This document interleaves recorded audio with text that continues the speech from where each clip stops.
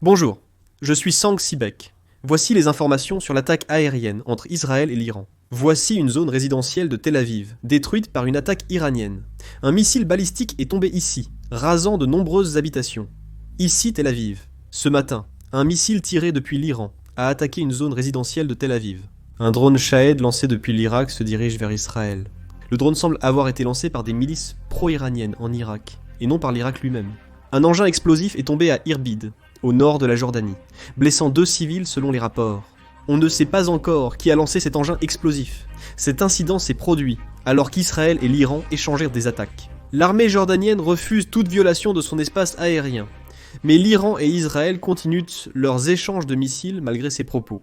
Israël a attaqué un complexe militaro-industriel à Parchin, à 30 km de Téhéran. Cet établissement testait du matériel militaire et abritait probablement des installations nucléaires. Voici des images des débris de l'avion abattu en Israël. On ne sait pas encore de quel appareil il s'agit, mais on suppose qu'il s'agit d'un drone envoyé par l'Iran. Selon les autorités d'Ispahan en Iran, les installations nucléaires n'ont pas été complètement détruites par l'attaque israélienne.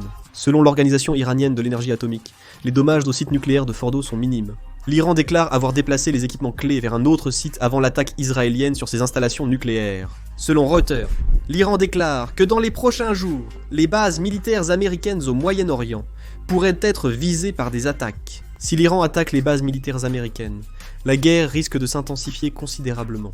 Le chef d'état-major de l'armée israélienne, le général de corps d'armée Eyal Zamir, et le chef d'état-major de l'armée de l'air israélienne, le général Tomer Bar, ont déclaré ce matin lors d'une évaluation que la voie vers Téhéran était désormais ouverte. Il semblerait que le système de défense aérienne ait été presque neutralisé, mais comme on le voit parfois fonctionner dans les vidéos, il faudra continuer à surveiller la situation.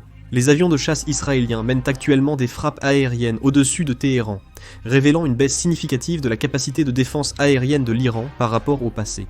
L'armée iranienne affirme que les attaques israéliennes ne réduiront pas ses capacités, et qu'il serait erroné de le croire. Le Liban a fermé son espace aérien.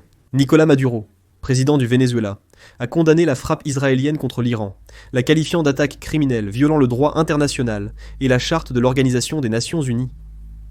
Il a aussi accusé Israël de représenter le sionisme néo-nazi. Je vais conclure la vidéo. Merci.